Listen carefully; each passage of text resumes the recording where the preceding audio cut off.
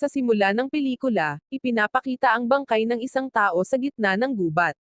Ang kwento ay nakatuon sa isang mag-asawa, sina Ben at V.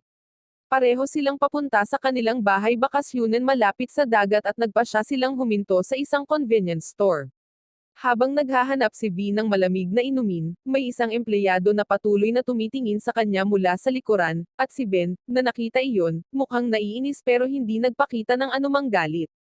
Habang nagbabayad sila, isang pahayagan na naglalaman ng balita tungkol kay Ben ang nakita, na nagpakita na si Ben ay isang pulis na kamakailan lamang ay nakapatay ng isang sospek ng krimen. Ito ay sapat na upang magdulot ng hindi komportable sa kanilang dalawa. Pagdating malapit sa lokasyon ng bahay bakasyunen, bumaba si Ben sa sasakyan upang buksan ang gate. Nagpatuloy sila sa kanilang paglalakbay at sa wakas ay nakarating sa kanilang destinasyon. Hindi sila nag-iisa, may isa pang bahay katabi ng kanilang bahay na pagmamay-ari ng malapit na kaibigan ni Ben, ngunit sa pagkakataong ito, hindi pa sila dumating.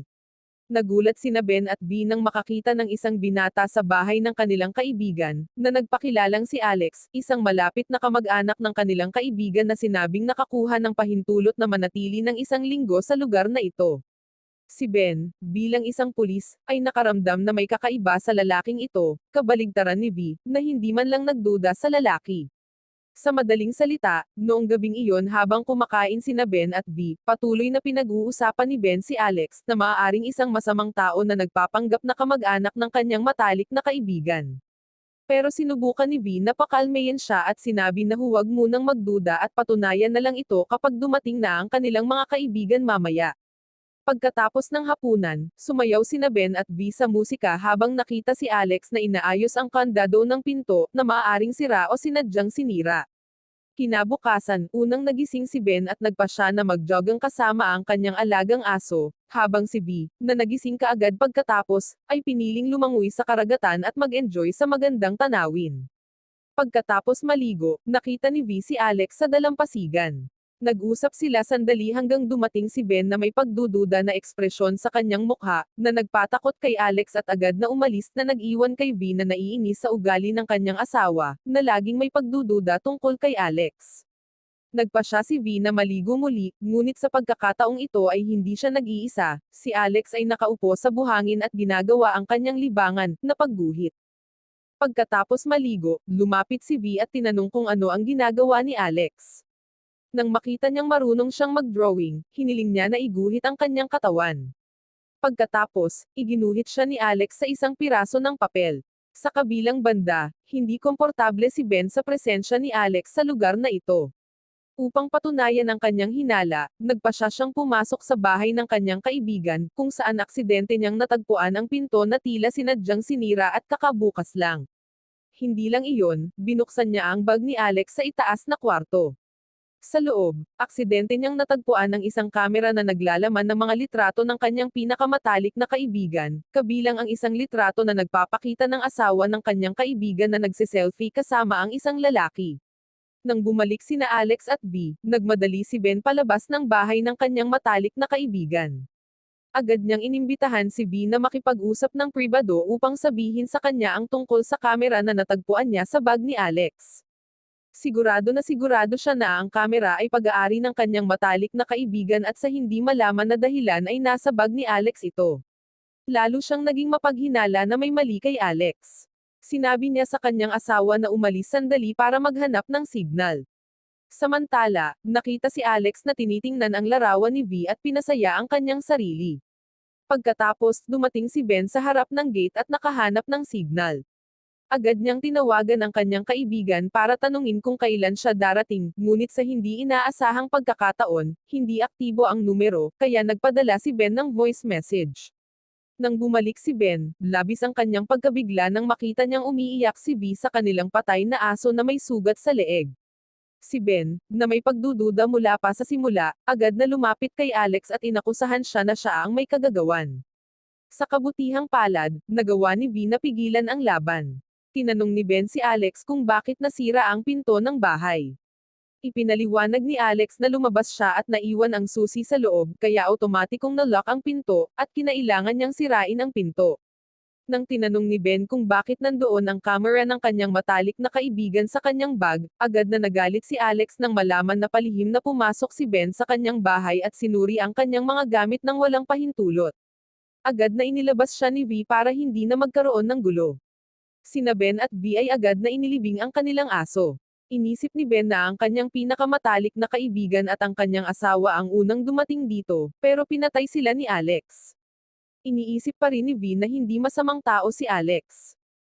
Kinabukasan, nag-iimpake si Ben at nagbabalak na umalis sa lugar na ito, ngunit sinabihan siya ni V na manatili muna sila.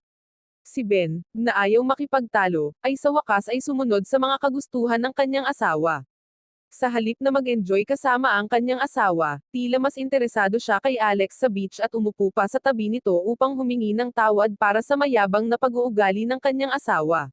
Naglaan pa siya ng ilang oras na malapit kay Alex. Pagkatapos ay bumalik siya upang makipag-usap kay Ben, na tila naguguluhan tungkol sa insidente kanina at itinago ito para sa ikabubuti ng kanilang kasal. Si Ben, na naiinis sa kanyang asawang nagpupumilit na manatili, ay piniling maglaro ng kanyang baril. Sa hindi inaasahan habang pinapalitan ang target, dumating si Alex at kinuha ang baril at nagbiro kay Ben, pero bilang isang pulis, madali lang kinuha ni Ben ang baril mula sa kamay ni Alex. Pagkatapos, tinatakot niya si Alex ng isang putok ng baril. Si Ben, na patuloy na nagtataka tungkol kay Alex, ay pumunta sa harapang gate upang makakuha ng signal para iulat ang pagkawala ng kanyang kaibigan sa police department. Ginamit niya ang kanyang propesyon bilang pulis sa pamamagitan ng paghingi ng tulong upang makahanap ng impormasyon tungkol kay Alex. Pero pagkatapos hanapin ang buong database, walang impormasyon tungkol kay Alex ayon sa mga katangian na binanggit ni Ben. Noong gabing iyon, sinubukan niyang manatiling kalmado sa pamamagitan ng pagsunod sa mga kagustuhan ni V na uminom ng alak sa dalampasigan. Hindi nagtagal, lumabas si Alex at sinabi niyang gusto niyang sumali. Dahil gabi na, umalis si V at naiwan sina Ben at Alex na magkasama. Biglang hinamon ni Alex si Ben sa isang paligsahan sa paglangoy mula sa dagat hanggang sa lighthouse. Patuloy na pinilit ni Alex si Ben na tanggapin ang hamon. Unang dumating si Alex sa lighthouse, bigla niyang sinubukang lunurin si Ben sa tubig kaya't si Ben na nagalit ay sinuntok si Alex hanggang sa mawalan ito ng malay at biglang nawala. Dahil akala niyang nalunod si Alex, siya'y nagpanik at nagmadaling umuwi at sinabihan si V na umalis sa lugar nang hindi nagbigay ng paliwanag kay V. Nang nasa pangunahing kalsada na sila, patuloy na pinipilit ni V si Ben na sabihin sa kanya kung ano ang nangyari, na halos magdulot ng aksidente. Sa wakas ay inamin ni Ben na aksidenteng napatay niya si Alex sa karagatan, kasama na ang katotohanang may mga problema siya dahil sa isang insidente ng pamamaril. Si V, na ayaw mawalan ng asawa, ay nagmungkahi na bumalik sila at linisin ang gulo para walang makaalam.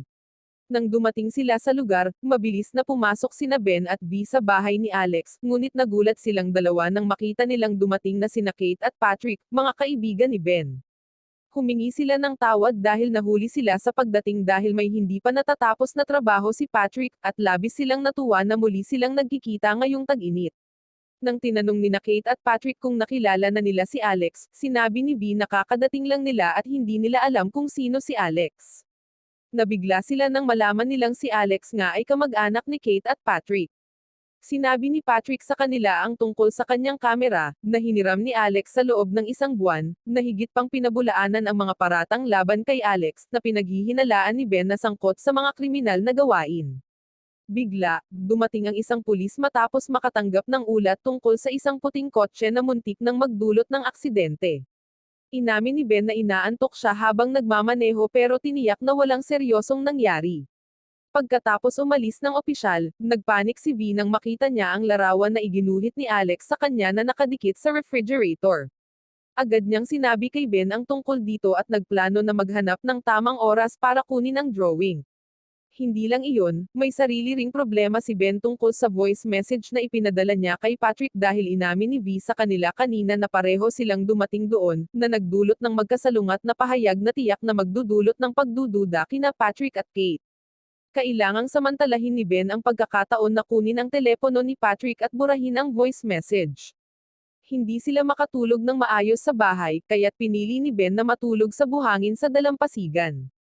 Kinabukasan, ginigising sila ni Patrick na nagja-jogging sa dalampasigan. Habang nagsasalita si Patrick, aksidenteng nakita ni Ben ang isang kakaibang bagay na lumulutang sa tubig at inisip niyang katawan ito ni Alex. Mabilis siyang tumakbo upang suriin ito, at natuklasan niyang basura lang ito mula sa dagat at hindi ang kanyang kinatatakutan. Medyo mamaya sa hapon, nag-e-enjoy sina V at Kate sa kanilang oras sa kusina, umiinom ng kape. Bago pa man makuha ni V ang drawing, nakita na ito ni Kate. Nabigla siya sa drawing, nakamukha ni V pero wala siyang pinaghinalaan at inisip na nagkakataon lang iyon. Bukod pa rito, nalaman din niya na magaling si Alex sa pagguhit. Nagpa siya sina Ben at Patrick na magkape sa isang kafe na hindi kalayuan mula sa dalampasigan. Mabilis na isinagawa ni Ben ang kanyang plano sa pamamagitan ng pagpapanggap na naiwan niya ang kanyang telepono at hiniram ang telepono ni Patrick. Nagdahilan siya na kailangan niyang tawagan ang kanyang asawa para mabura niya ang voice message na ipinadala niya ilang araw na ang nakalipas. Hindi nagtagal, umuwi sina Ben at Patrick at kumuha ng selfie ng magkasama. Hindi nagtagal, natagpuan ni Patrick ang wallet ni Alex at naramdaman niyang may masamang nangyari sa kanya. Si Kate, na nag-aalala kay Alex, agad na tumawag sa pulis. Ipinakita niya sa opisyal ang larawan na iginuhit ni Alex at kung gaano siya kinabahan nang sabihin ng opisyal na kamukha ito ni V. Sa kabutihang palad, katulad ni Kate, inisip ng opisyal na nagkakataon lang ito at hindi nagduda sa anumang kakaiba. Sa bahay, mukhang labis na stressed si V tungkol sa sitwasyon. Hiniling niya kay Ben na maging tapat tungkol sa aktwal na pagkakasunod-sunod ng mga pangyayari, ngunit si Ben, na ayaw nang masangkot pa sa anumang gulo, ay humiling kay V na itago ang insidente. Para mapakalma ang kanyang isip, nagpunta si V sa dalampasigan ng mag-isa, iniisip si Alex at ang kaunting oras na magkasama sila. Nang bumalik si V, nagulat siya nang makita si Kate na umiiyak, sinasabing nakita niya ang bangkay ni Alex na nakahiga sa gubat sa likod ng bahay. Ang biglaang balitang ito ay nagpagulat kina Ben at Patrick. Nagpa siya si Patrick na lumabas upang humingi ng tulong mula sa pulisya habang si Ben ay pumunta sa gubat upang kumpirmahin ang bangkay. Pagdating niya sa gubat, natagpuan niya ang katawan, ngunit ang kakaiba ay nakasuot ito ng puting t-shirt at nabubulok na ng higit sa ilang araw. Ang higit pang ikinagulat ni Ben ay nang makita niya ang mukha ng binata, hindi ito si Alex kundi ibang tao. Pagbalik mula sa gubat, mabilis na tinanong ni Ben si Kate kung sigurado siya na ang binata ay si Alex. Sumagot si Kate na sigurado siya na ang katawan ay ang kanyang kamag-anak na si Alex, na nangangahulugang ang binatang nakilala ni na V at Ben noon ay hindi si Alex. Naisip ni na Ben at V na ang lalaking kanilang nakilala ay malamang na ang salarin na pumatay kay Alex at pagkatapos ay nagkunwaring siya ito, na may masamang balak din sa kanila. Pinaplano ni Ben na sundan si Patrick papunta sa presinto habang sinabi kay V na maghintay doon, kasama si Kate. Kung sakaling kailanganin, inutusan siya ni Ben na kunin ang kanyang baril, na nakatago sa isang drawer sa kanilang bahay. Nang dumating si Ben sa harapang gate, nakita niya ang kotse ni Patrick na nakaparada at napansin niyang hindi ito umalis sa lugar.